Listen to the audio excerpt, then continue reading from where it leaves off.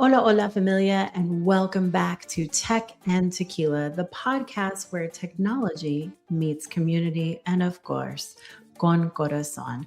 I'm your host, Kat Lopez Shelby, also known as your Techie Chica, and of course, the founder of Shelby Technology Solutions, where we help businesses simplify, secure, and scale their tech without all the confusing and sometimes crazy tech jargon, because you did not start a business to become an IT department. ¿Verdad? So I cannot tell you how excited I am about today's podcast, today's episode, because I am so amazingly blessed to be able to be talking about entrepreneurship, mindset, visibility, and of course, luxury, alignment, spirituality, and what it really truly takes to build a next level life and brand in today's world. All doing that, of course, with zero apologies, because we don't apologize for wanting more and, for being amazing, right? But today I am joined by the incredible Mikayla Jai. So welcome, Miss Mikayla, and thank you for joining me today. Oh my gosh, thanks for having me. I'm so excited to be here. I feel like I should have a margarita. I feel like I'm missing my tequila. I should have prepared that in advance. Yes, I love it. I love it. So for anyone who maybe is unaware of exactly who Mikayla Jai is, and of course what you do, obviously you're an entrepreneur, you're a speaker, you're a podcaster yourself, and someone known for helping entrepreneurs elevate their mindset, wealth, and confidence, you know, and build a business and life that feels aligned and expansive, right? Because you yourself have built a powerful online brand and community centered around manifestation, luxury, leadership, and of course, stepping into your next level unapologetically. So, I think before we fully start this conversation, why don't you give our listeners just kind of,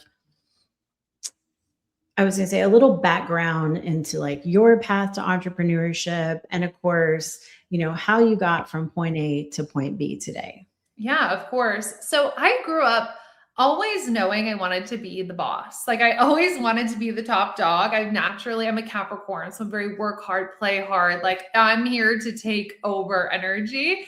And I remember like lining up, like who's going to sit with me at lunch. Like there is a line. And I was just always that type of person. Like I naturally had leadership qualities. And it's funny because in college, I went to school for French and fashion, thinking that eventually I would become the CEO of Louis Vuitton. I always loved fashion. I always loved luxury. And I just had it in my mind that like, obviously I was going to move to Paris and take over Louis Vuitton. I don't know why or how I thought it was going to happen, but it was just the level of confidence I had in myself. And along the lines, the path really changed. I dropped out of college because I was running my business and had grown so much. I literally was distracted with school, which is so crazy to think about.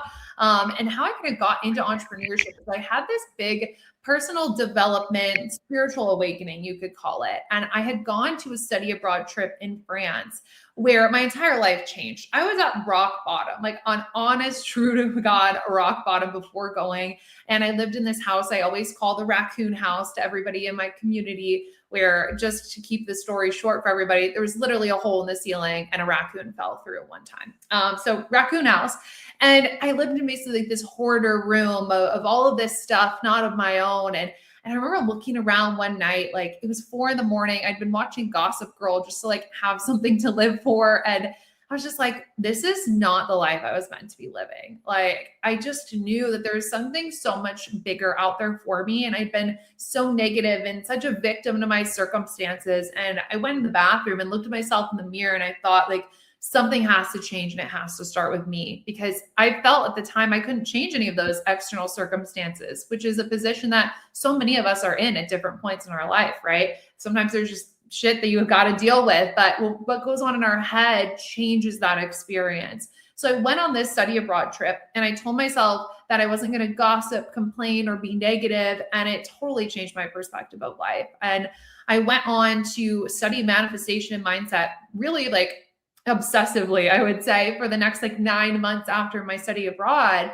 because I had changed so much and I lost some friends when I became more positive. We just didn't have anything in common anymore. So I spent that time really working on myself, and I had kind of mastered my own version of manifestation. And I found a formula that really worked for me on repeat. And I thought, okay, like I have to teach this.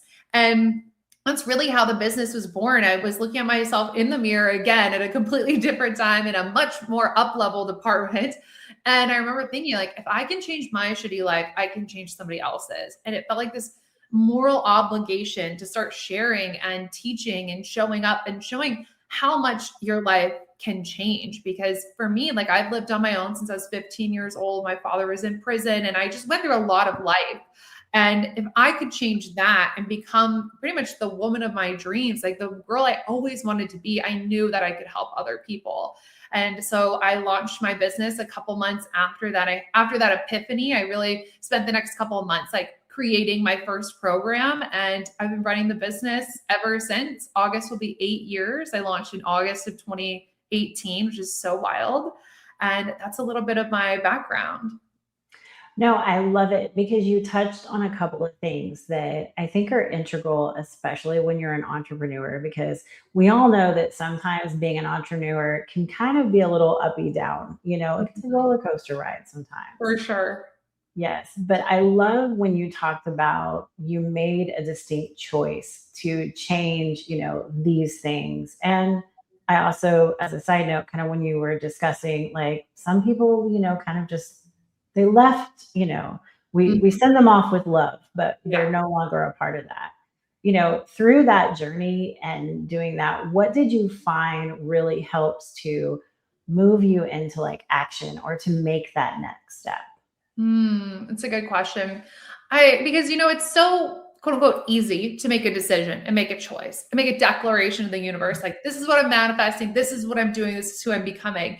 And it's all the hard shit that comes after that then people start to self-sabotage, they don't follow through with. And I get it. Like, I used to really struggle with discipline and execution. I had such an avoidance tendency for a long time. So I totally feel anybody out there that resonates with that. I think for me, I wanted it so badly. For me, I am always thinking about what I call like the end zone. So the manifestation I'm working towards, the business goal that I have, where the vision that I have for my company and my life. And I wanted it so bad. And I think this is why our rock bottom moments can be huge blessings, even though they feel awful, totally terrible. It's like, okay, no, this reminds me that like, this is not where I'm meant to be. This is not as good as it gets. Okay. Like, we can really pick things up. And so I think I was just so low that I was like, I deserve better than this. And I really remembered who I was. And every time I would take action after that, it's like, no, I know who I am and I know where I'm going and I'm going to show up for her.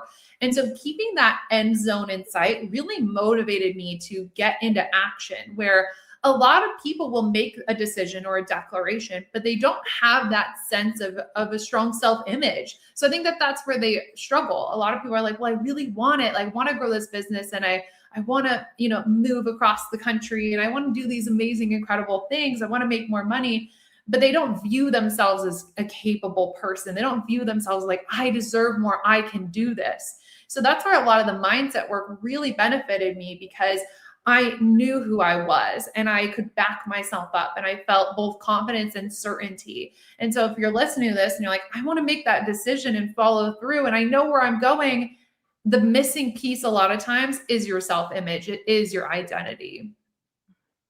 No, and I love that because you really, through this path, have built an incredible brand and a community online. Mhm. But obviously, what you're talking about, this journey wasn't conventional. So when you talk about getting to the end zone and you talk about these moments, what do you recommend for somebody that maybe is having trouble like controlling their mindset or, keeping the eye on the prize, right? Mm-hmm. That's one of the toughest things that we go through. I think that our mind is always wanting to keep us safe. So one, knowing what the mind is doing and how it's working really helps me, because I can identify like, oh, I'm having this crazy thought, not in a good way. I often use crazy in a good way, but like I'm having this like limiting belief or fear or doubt. oh, my brain's doing it because I'm doing something new. I'm venturing into the unknown. It's scary. If I fail, there's real repercussions that happen. Like your brain's just trying to protect you. So when you're rubbing up against that, it's really important to just like voice what's actually happening. I make big, crazy, scary decisions all of the time, and I still feel fear and like it comes up for me. But I tell myself, like, okay, I know this is wanting to keep me safe. This is the ego being like, I don't know how to control this.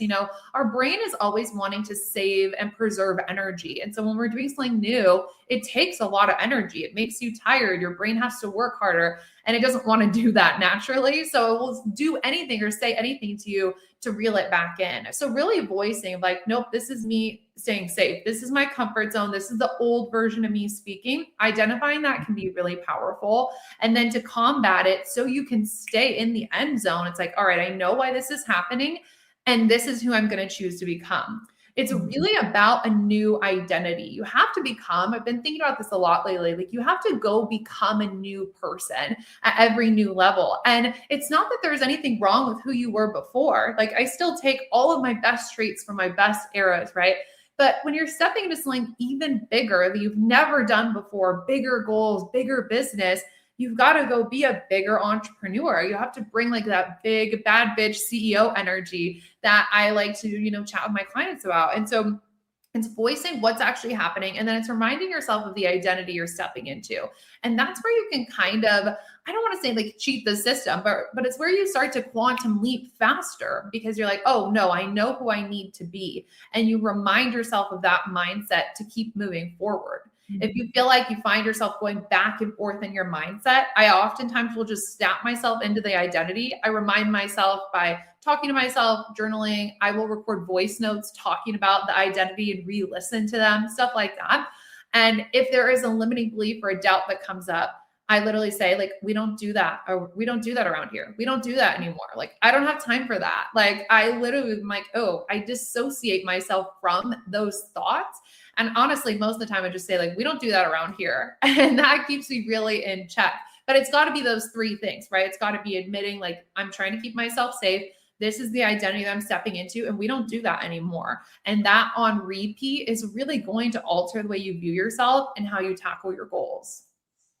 No, and I love that because when you talked about that, the correlation that I always have is when someone talks about, or let's say you're interacting with someone and they seem to keep bringing chaos to the forefront, like this happens, this happens. It's like, because of your life experience, your mind is like, this chaos feels safe, when actually what will feel safe is to change what you're doing and change how you're reacting. And that's a lot harder. And I love that you speak to that. Kind of along the same lines of this is a lot of times when we look at social media, right? I know you're huge about helping entrepreneurs like show up and be who they are. It can look effortless, but there's a lot of like discipline and systems and consistency that somebody needs to put in place. Like, what do you find when you're working with entrepreneurs that you recommend to help keep that discipline, keep that consistency? Let's say, show up maybe when you're not feeling it right, and then like help them to continue executing. Yeah.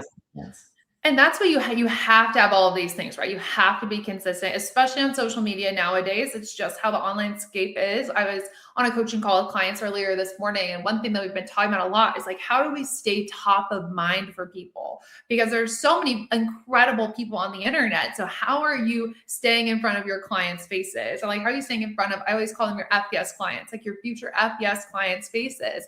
And you have to have the discipline. And like I said earlier, I was somebody who used to avoid things like the plague. Like I really struggled with discipline, which is crazy for somebody who was always highly ambitious. And growing up, like my dad was a Marine. So when we got in trouble, we were doing burpees, we were doing push-ups. Like there was a high level of accountability.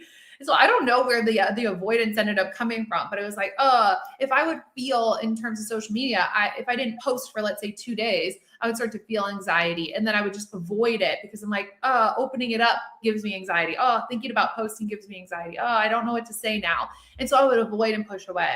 And I realized there's a point in business where like, that's just not acceptable anymore. Like, again, we don't do that around here. Like we don't do that anymore, was the mentality I had to have around avoidance. Is like, if you really want to grow, you really want to explode online, you've got to be consistent. And I think what a lot of people struggle with in terms of the systems and the planning is there's none to be found. Like they are showing up and just winging it every day. And they're opening up, they're grabbing their phone. They're like, well, what should I post about today? Like, what did I write in my journal today that I can share? Or like, well, what should I say? And there's no intentionality around it.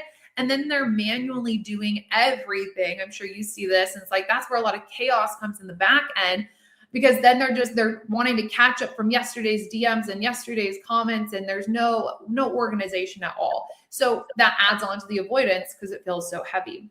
When I'm working with people, what I love to do to help them be consistent in terms of social media is that we need to get really clear on who your FES client is. Because when you know, this is two things that most people are winging. It's like you need to know who you're talking to, and then you need to know what you're selling. This will make your life so much easier with social media and consistently, because you're like, I know what I'm selling and I want to make sales, and I know who I'm selling it to. So let me go talk to them on social media. Now the end zone is looking like, yay, I'm manifesting money, not just, oh, I need to grow on social media because I need to grow my business and I have to post every day.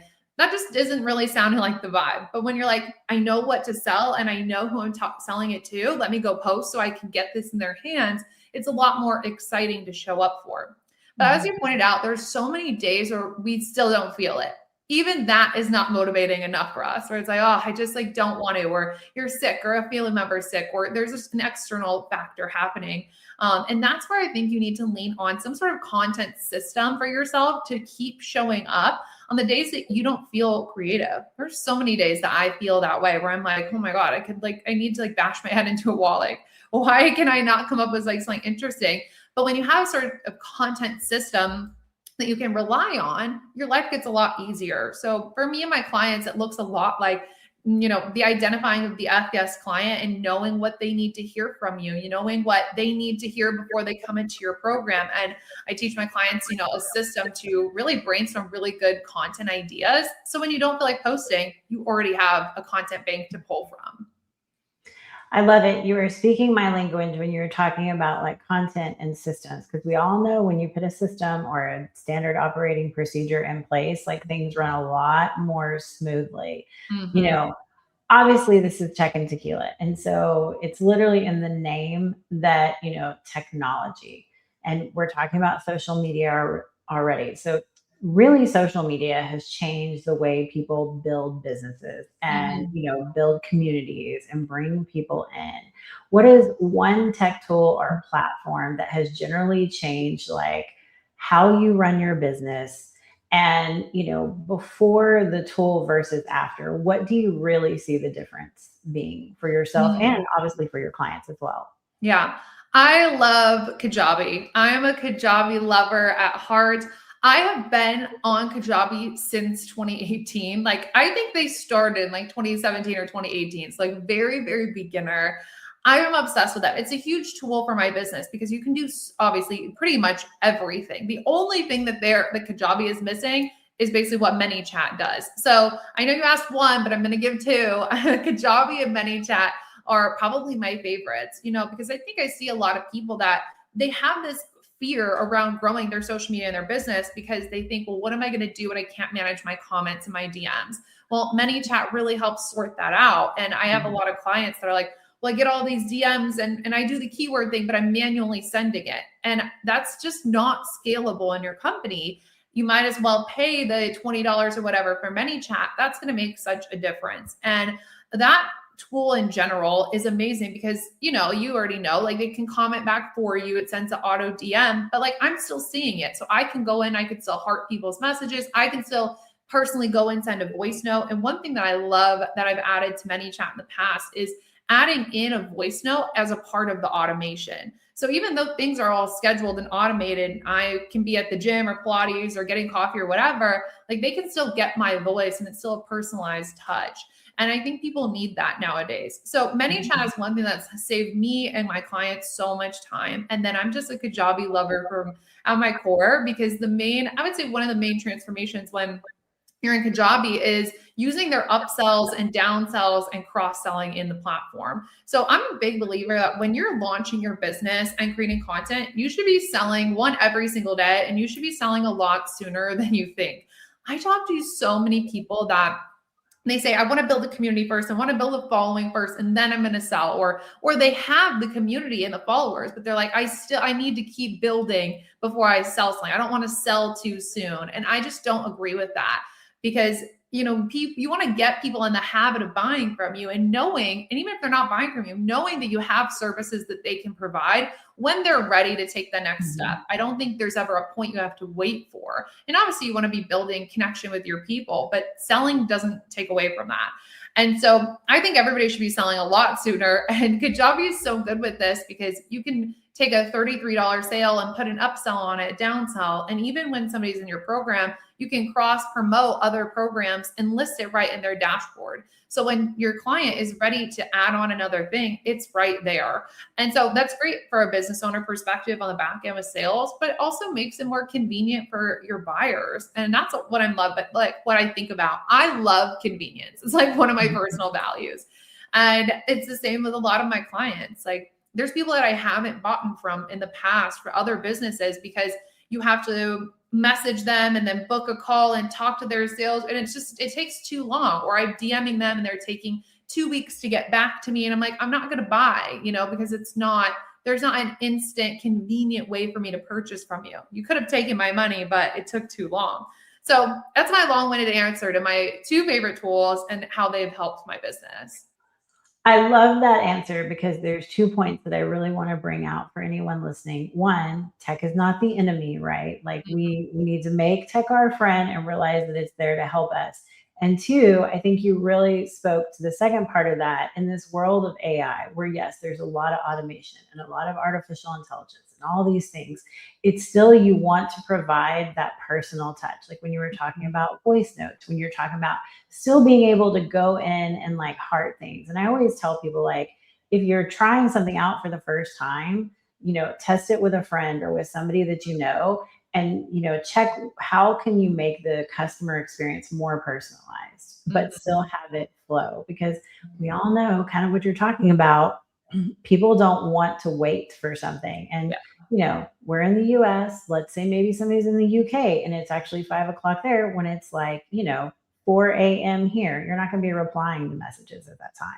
Yeah. And then they have to wait for your freebie, your opt-in, your program until you wake up. And then it's so easy to get lost in the DMs nowadays, lost in the emails. And it just adds so many things. Like when we're creating these businesses, especially if your business is focused online, you can instantly go global, right? And I think people don't talk about that a lot. Like, back in the day, even like 15 years ago, to make a brand that's international took so much more effort.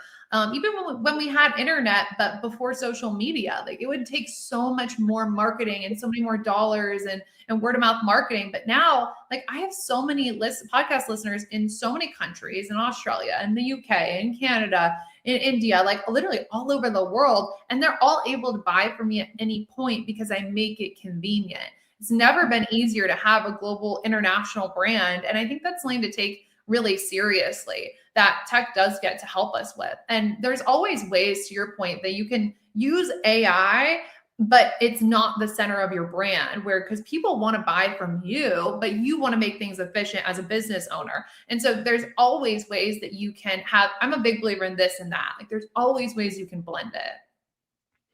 Absolutely. No, I love the blending of everything.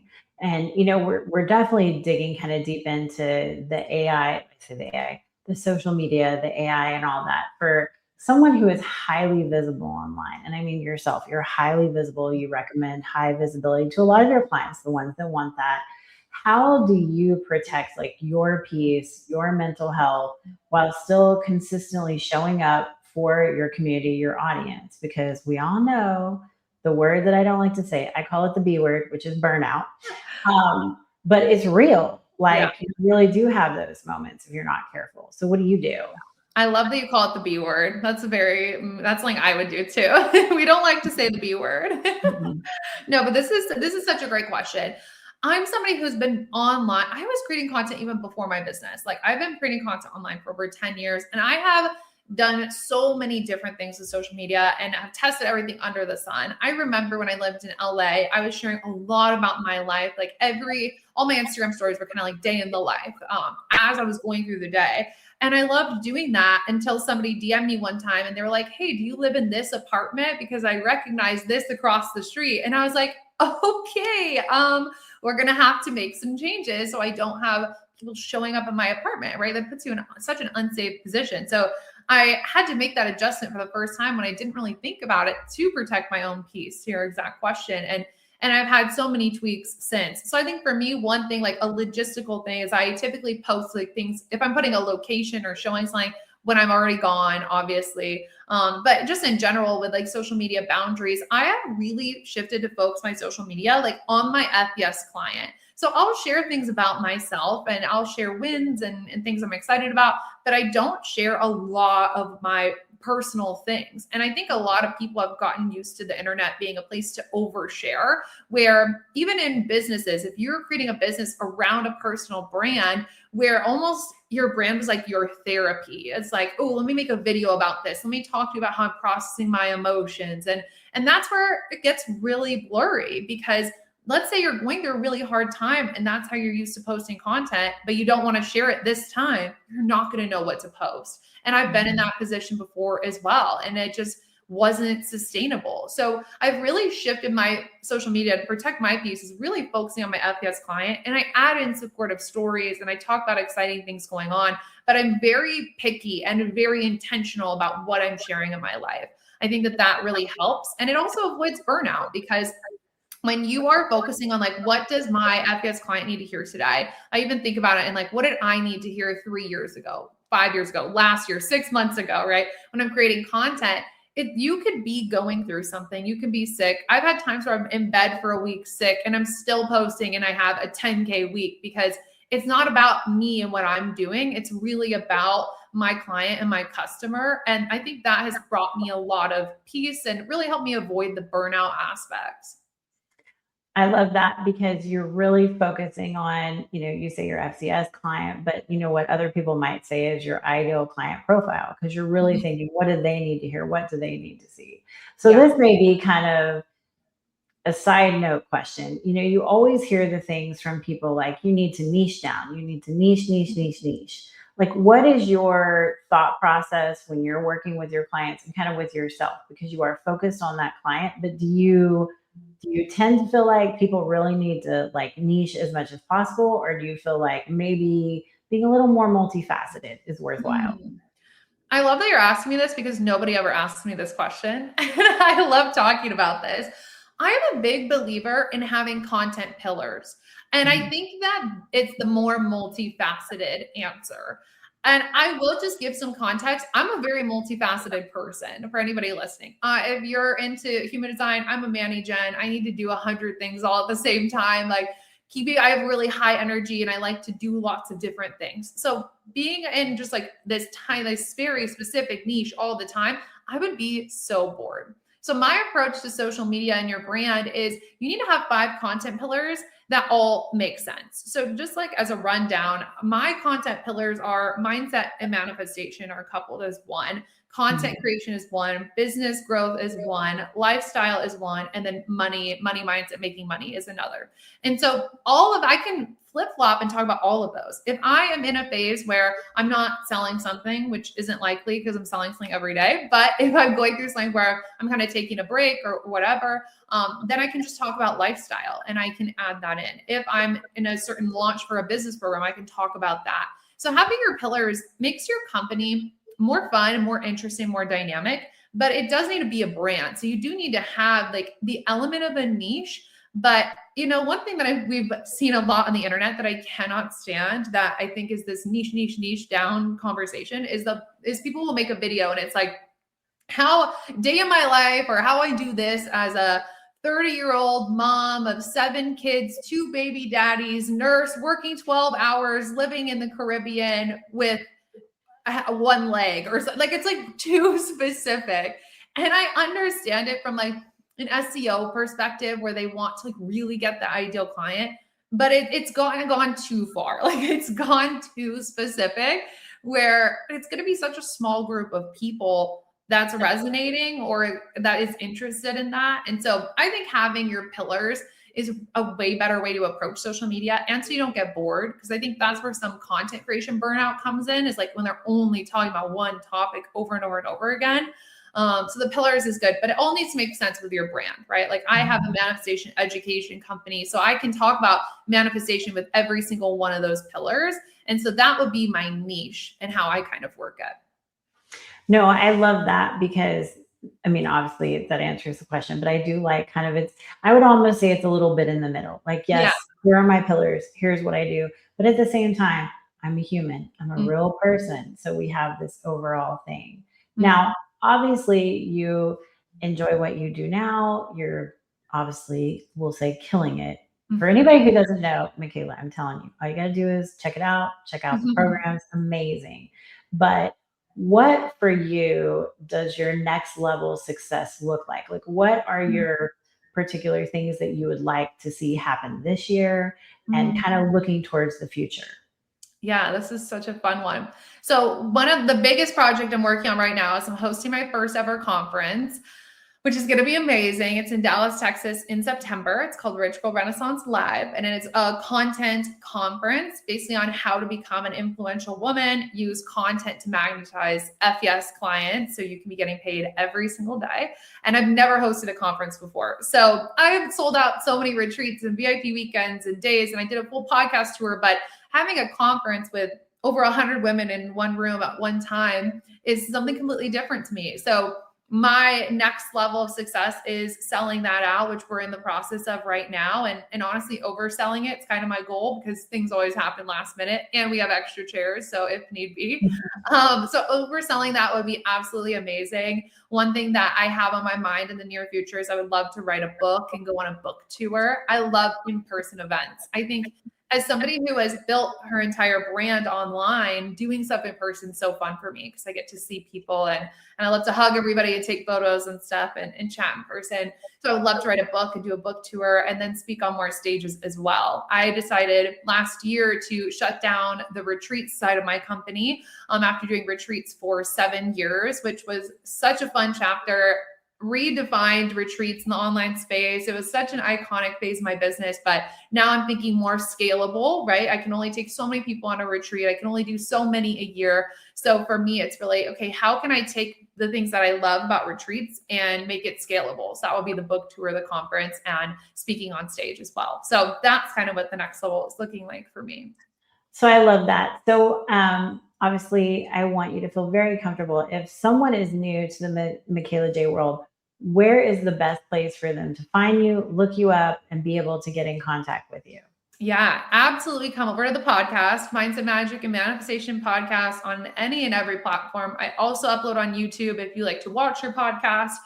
So that's a great place to jump in and get a taste of my work. And then over on Instagram, I'm at the Mikayla Jai. That's where we're always promoting things. We're always talking about things. You can always slide into my DMs. I would love to hear your favorite takeaway from this episode as well, or you guys to share and tag both of us.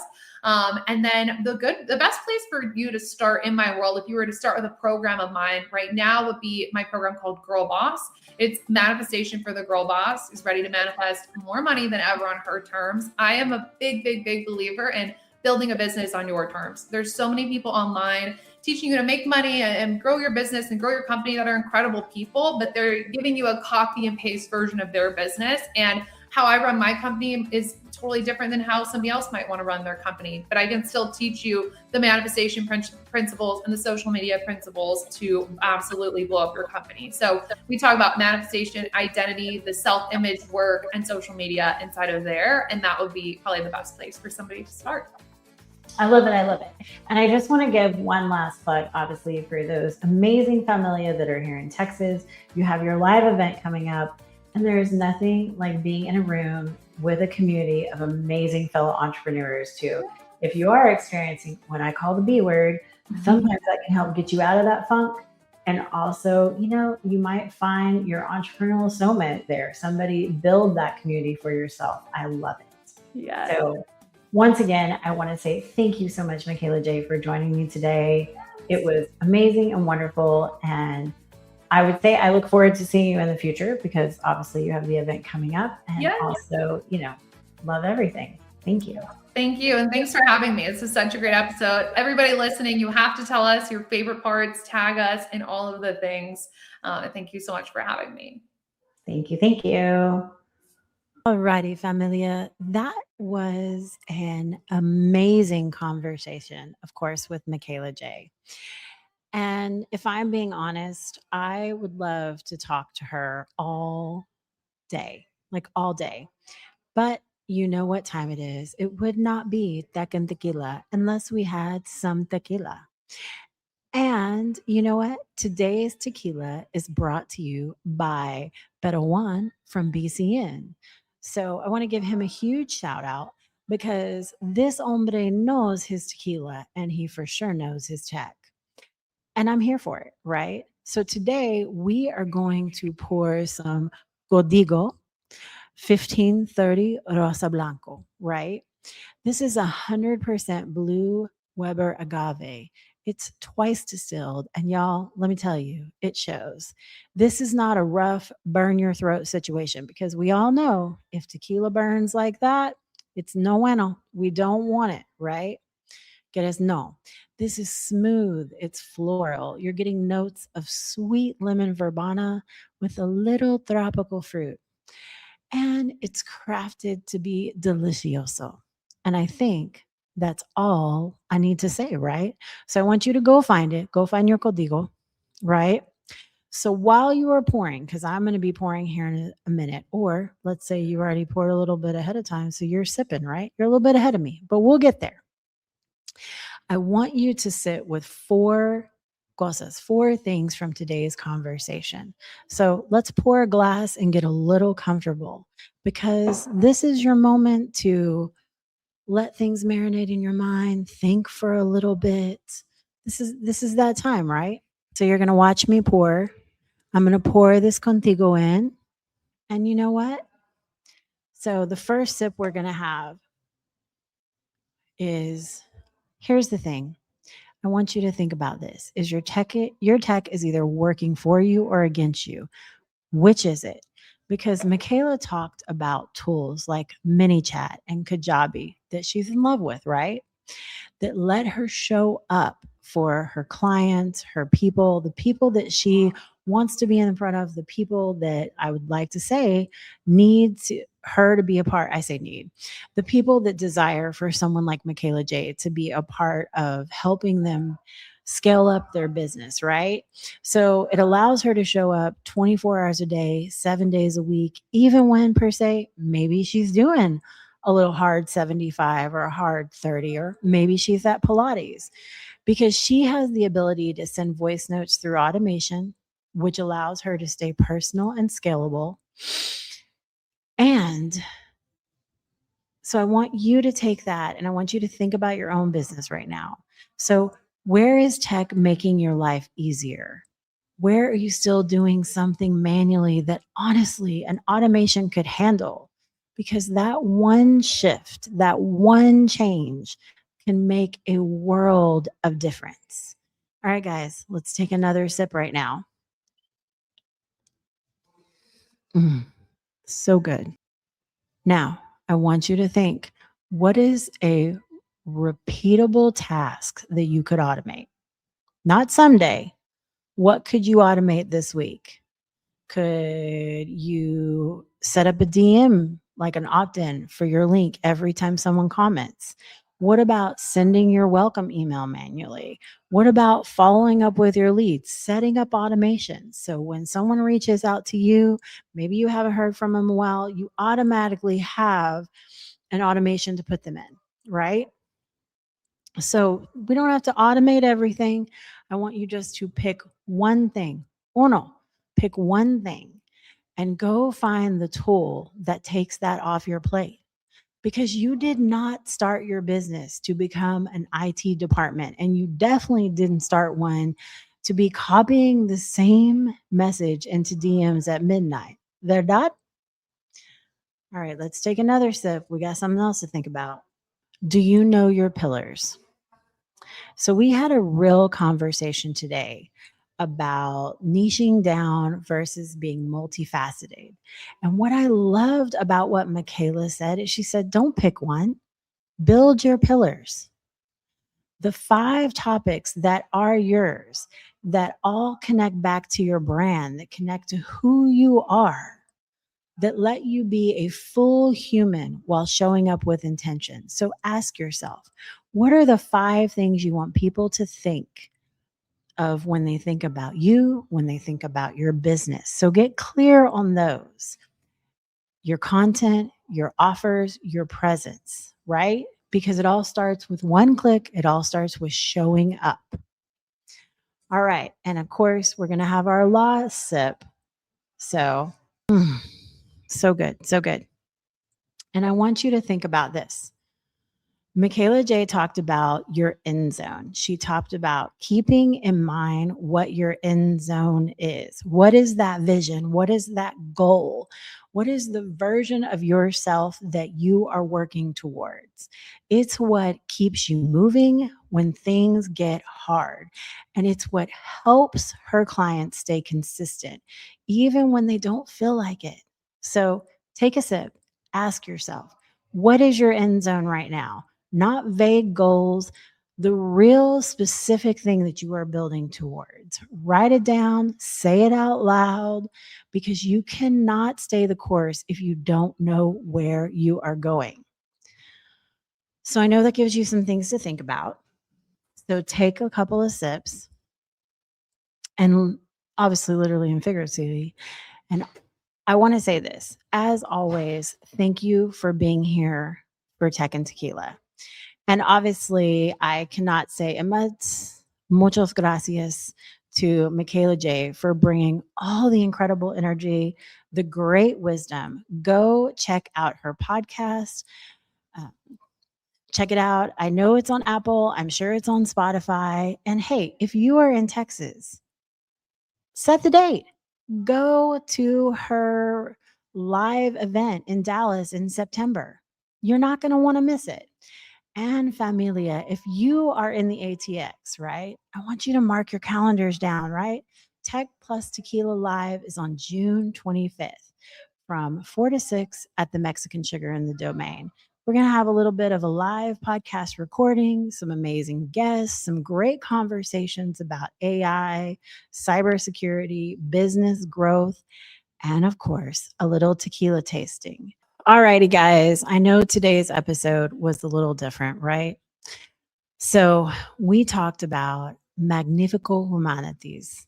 And I told you this is going to be a tech and tasting because we are going to taste the Let's Mingle Serene Citrus Spritz.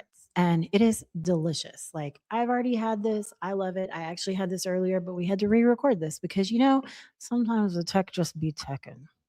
All right, familia. Like, I want you to understand. Sometimes maybe it's not tequila, right? And I did record this earlier and I knew that I was going out.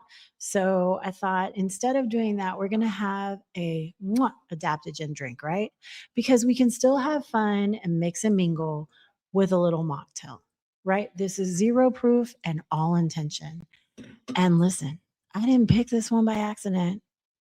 This Mingle, right? It says Mingle and Mood on here, but I think it's Let's Mingle, is a woman founded, woman certified brand. The founder, Laura Taylor, started it in her garage back in 2017 after a career in corporate tech. Sound like anybody you know? And she made the decision to give up drinking. She got tired of being handed a boring seltzer at every party and built a brand so nobody has to feel left out. And today, it's one of the fastest growing names in the non alcoholic space. It is on the shelves at Whole Foods and, of course, your local Target, also known as Target. She even pulled in the Bethany Frankel of Skinny Girl as an investor. From the garage to the Mas Grandes leagues there. That's the spirit that we can celebrate here. We can celebrate that, right, familia? Right, community? So what I want you to do Go grab this, go to Whole Foods, go to Target. I'm sure you can get it online as well. I always have to smell everything, even if I don't think there's like a huge smell. Now, I want you to take a sip because this is a spirit that we're going to celebrate. And this one's built, of course, with adaptogens like ashwagandha and lion's mane. So it's meant to chill you out. Something like, this is bright. This is grapefruity. It really reminds me of one of my favorite Monster drinks that I really like that has ruby red something. It's sugar free, by the way. Try it out. But this one is grapefruit. You get a little orange. It's light. It's crispy, which makes the senses just so happy, right? It's got ashwagandha, lion's mane in it, L-theanine, right? So it's going to give you a clear-minded presence. It's going to give you grounded and centered energy. And of course, it's going to have you relaxing and feeling good, right? And that's what we like. That's what we want, right? And you're going to wake up tomorrow and you're going to feel fine. You know, you're not going to have one of those ugly hangovers. We're not going to have that. Now, I also want to point out a few things if this is important to you. This product is vegan, it's gluten-free, and it's kosher. And like I said, it's woman-owned. Hey, so while we sip on this with somebody who built this from the garage to make it in the big leagues, I want to leave you with this tech topic, right? Because the Magnifico Humanities, which came out in May. So for my previous thing, people are still talking about it this week. They've been talking about it a lot. It didn't disappear, right? It came out the very tail end of May. I want you to take this and think about what this letter really means, because you don't have to be Catholic. You really don't have to be religious at all for this to matter to you, right? Especially as a business owner. I personally don't care. Like, I know what my values are, and I'm sure that you know what yours are. But the thing is, keep in mind what I said earlier. These letters that have come out, these are like huge letters, have come out during the Industrial Revolution with huge revolutions, things changing in life, right? And he wrote this because it gives you a value checklist for how you're bringing AI into your work, right? And so obviously I discussed a few things, but I'm going to pull out 4 things that I want you to think about while you're having your let's mingle at the end of the evening, while you're hanging out discussing with fellow business owners, founders. And, I talked about a multitude of time. Ladies, we got to use this AI. We got to make it happen. So I want you thinking about, before you let AI just run rampant, you're not putting guardrails. Like, how are we going to keep it human? Right? So this letter is clear. AI helps you. But what you don't want to do is take the humanity out of it. You don't want to get to the point where AI is making all the decisions for you, right? So what does that mean for us, right? You want a human. You want someone always to stay responsible. You don't want to let a tool make the final call on, per se, like someone you hire on something particular you pick. Like, I'm not going to lie. I was looking at this course recently and I was running through 4 different things that I really want to take. And I know myself, like, I could probably take 1 or 2, but I'm trying to get to the point where I'm really focusing on one. And I put them all into the AI and I said, okay, what should I pick? And I let it pull out pros and cons for each of them. But at the end of the day, I still have to make the decision. I'm the one that's going to have to show up, right? Now, the second thing I want you to think about, you want to build tech around your people, right? So in Publio's letter, he states, AI should not force your team to keep up at a machine's pace. It should support humans doing work. It should make their work easier, faster, and be an adaptable tool, right? So I want you to ask yourself, when you're picking something in AI, is this giving my employees breathing room? Is this helping us to work together as a team? Like, what is this really bringing to our business? Because we don't want to squeeze people harder. You know, we don't want to make people stressed out, right? And maybe it does take a little bit of learning curve. I'm not talking about that. I'm talking about, I want you to think about, how is this AI going to be an aid versus something that's going to really cause a lot of stress? Okay. And I know this may be a bit of a stretch, right, guys? But one of the things that we always talk about in cybersecurity, we talk about anything, is the maybe not the perfect, the ideal solution, but something that people are using, something that is up and going, something, the best tool not utilized, it could still be the best tool, but if it's not being utilized, it's not helping your business, right? So you want to find that medium right there. The other thing, of course, he talks about is, he does talk about attention economy, that these platforms are built to hook us, wear down our focus. And as business owners, that can be a two-way street. Let's be honest. So we want to be transparent with our clients, right? We also want to protect their data. We want to protect them. And we want to think about, how is our marketing serving people, right? We're not just exploiting people. I know you're not doing that because you're listening to Tech and Tequila and you're part of this community, right? So I know that you're not just all about it. Okay. And of course, last but not least, I say this all the time, don't get too dazzled. AI is not magic. There are things that make AI feel like magic. Okay. And the reason that I say that is, I was literally just having a conversation this afternoon with a really good friend of mine who has always struggled with Excel. And I said, oh my goodness, when you go into Excel, open up whatever AI you use. I'm not going to say the one that I recommended because, hey, that's between me, her, and the AI, so to speak. And I said, dude, you put in exactly what you want. Yes, you do need to double check these things, but my girl can do math. So it's more about making it easier for her, right? But my favorite line is, he says, nothing in AI is immaterial or magical. Every flawless answer comes from real people, real energy, a real chain of work. Because behind the screen, right? That's what's behind the screen. So this efficiency, is not done alone, right? The goal is that technology lifts people up, including the ones who don't have a seat at the table yet. So I want you to take your mingle. And if you feel like I meandered, put in the comments. If you feel like you want to have a lively discussion about what I said, or you want to have a lively discussion about what the Pope says, I don't represent him, obviously. This is just what his Magnifico Humanus talks about, right? And I keep going back to the fact that these have come out before, but during very, very big changes. And we are seeing big changes in AI.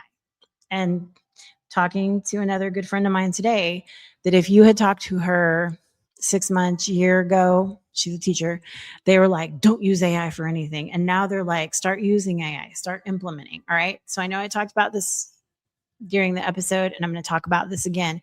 It is extremely important that us ladies are utilizing AI. As chicas, muchachos, women, whatever term you choose, right? That we are using it. I want you to raise a glass, because we are toasting with someone tonight, right? We're toasting for someone. We're toasting for AI. We're grateful what's come about. We know we still got to have people. If you're listening to this, you are the magic sauce in your business, so to speak. You are the magic, right? Because the loudest voice in the room right now that's saying, go faster, automate everything, replace it all, that's not the grown move to make right now. I want you to slow down. I want you to think about the guardrails. I want you to think about the humans. And I want you to build a stronger foundation. I want you to build smarter technology, stronger foundations. I'm going to say it again, built from the real world. All right, familia. I want you to obviously stay magnificent. Thank you again for checking us out. Now, I would be remiss if I did not remind you guys. It is my job to remind you that Tech and Tequila is going to be live in the ATX on June 25th from 4 to 6 p.m. And we will be at Mexican Sugar in the Domain. We're going to have some amazing guests, some great conversations about what AI, cybersecurity, business growth, and of course, some tequila tasting. So come connect with me in real life, grab your ticket, bring a friend, let's be in comunidad together, because that is what it's all about. Don't forget to like and subscribe on your favorite podcast because you don't want to miss any. I know I took maybe a week off. I'm human. And sometimes I need a break. Sometimes it takes me a little longer to be a little more creative. And sometimes life be lifing and sometimes tech be teching. But I want to thank you again. All right. Salud, familia. Thank you. Thank you so much for tuning in to today's episode of Tech and Tequila. I hope you enjoyed our conversation today. To stay updated about all things tech and more, don't forget to visit us at our website, shelbyts.com. If you loved what you heard, remember to show your support by liking, sharing, and subscribing to our podcast. Your 5-star ratings and reviews mean the world to us and help us to reach more listeners just like you. So muchas gracias again for joining us with Tech and Tequila. Thank you so much. You learned a lot about tech and maybe you had a nice drink of tequila.